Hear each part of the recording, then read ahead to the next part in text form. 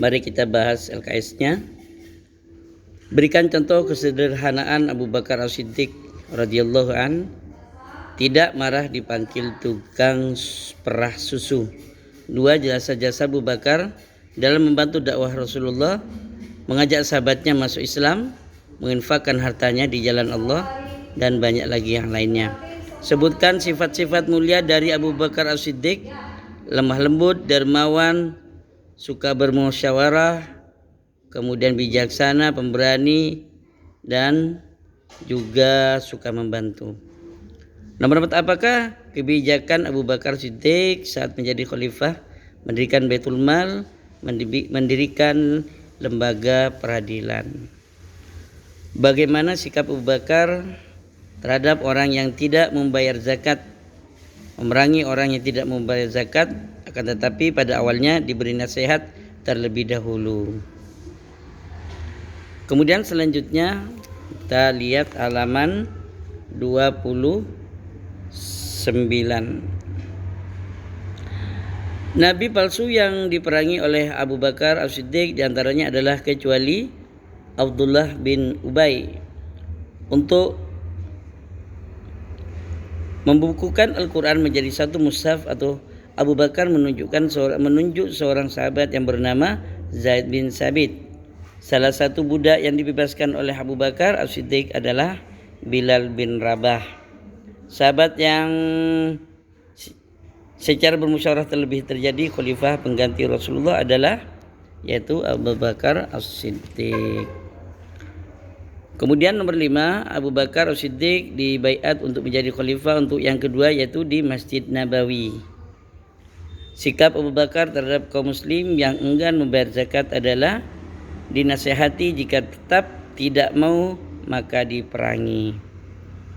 Nomor 7, Abu Bakar As-Siddiq meninggal pada usia 63 tahun yang bertepatan pada tanggal 8 Jumadil Awal tahun 13 Hijriah. Kemudian perang antara kaum muslim dan pasukan Romawi untuk membebaskan Syam disebut dengan Perang Yarmuk. Peperangan untuk memberantas Nabi palsu dan kaum murtad oleh Abu Bakar As-Siddiq disebut Perang Riddah.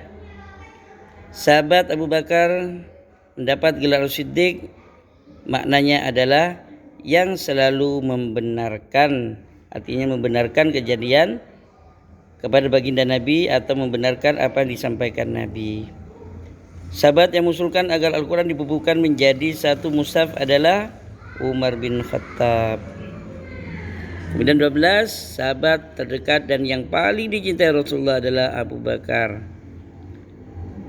13, makam Abu Bakar As-Siddiq adalah terletak di samping makam Rasulullah. Sifat Abu Bakar yang bisa kita jadikan tauladan adalah kecuali mencintai dirinya sendiri melebihi apapun. Kemudian nomor 15, Abu Bakar As-Siddiq senang mendapat panggilan tukang perah susu, padahal beliau seorang khalifah. Hal ini adalah bukti kesederhanaan Abu Bakar. Selanjutnya, sifat mulia Abu Bakar As-Siddiq diantaranya adalah kecuali suka berkuda. Ketika Rasulullah diangkat menjadi Nabi, Abu Bakar adalah orang yang pertama kali menyatakan keislamannya di kalangan sahabat. 18, Abu Bakar adalah mertua dari Nabi Muhammad SAW, yaitu menikahi putrinya yang bernama Aisyah. Sikap Abu Bakar As-Siddiq sebelum masuk Islam adalah kecuali hobi berburu. 20, sahabat yang menemani perjalanan hijrah Rasulullah ke Madinah yang saat itu dikejar oleh orang kafir Quraisy adalah Abu Bakar As-Siddiq.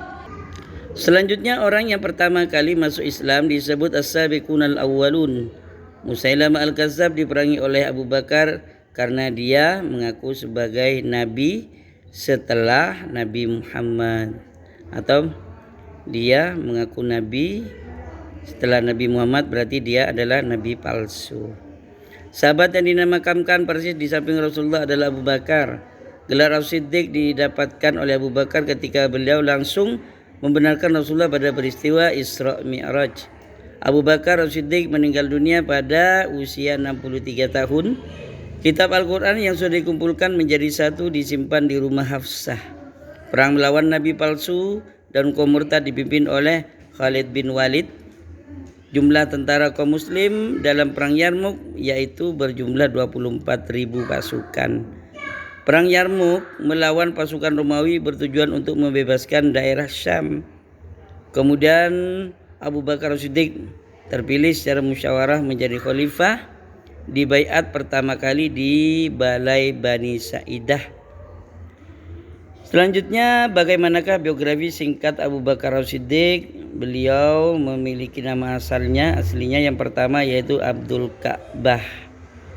Nomor 2, apa yang dikatakan oleh Abu Bakar ketika terpilih menjadi khalifah pengganti Rasulullah? Beliau mengatakan, kalau saya benar ikuti, kalau saya salah bimbing saya, nasihati saya, dan jangan diikuti. Apa alasan Umar bin Khattab mengusulkan agar mushaf Al-Quran dikumpulkan?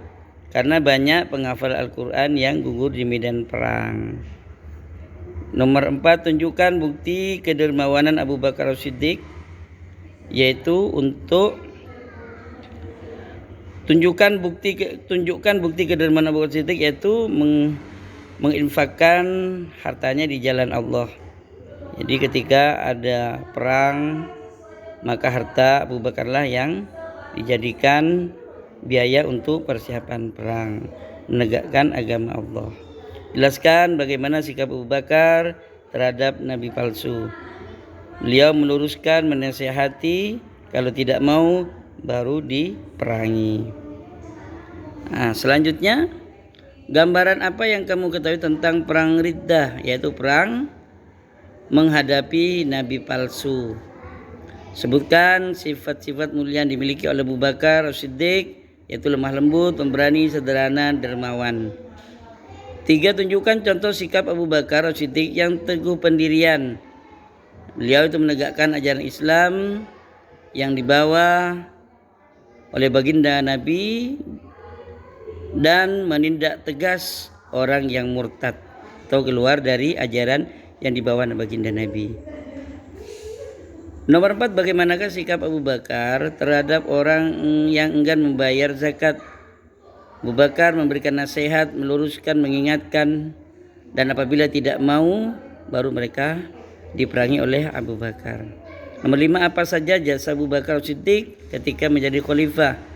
Yaitu mengumpulkan Al-Quran, perluasan wilayah, kemudian memerangi kaum murtad. Nah, itulah pembahasan soal LKS, SKI, dan kalian koreksi kembali dan cari mana pekerjaan kalian yang belum diisi atau yang salah bisa diperbaiki. Terima kasih.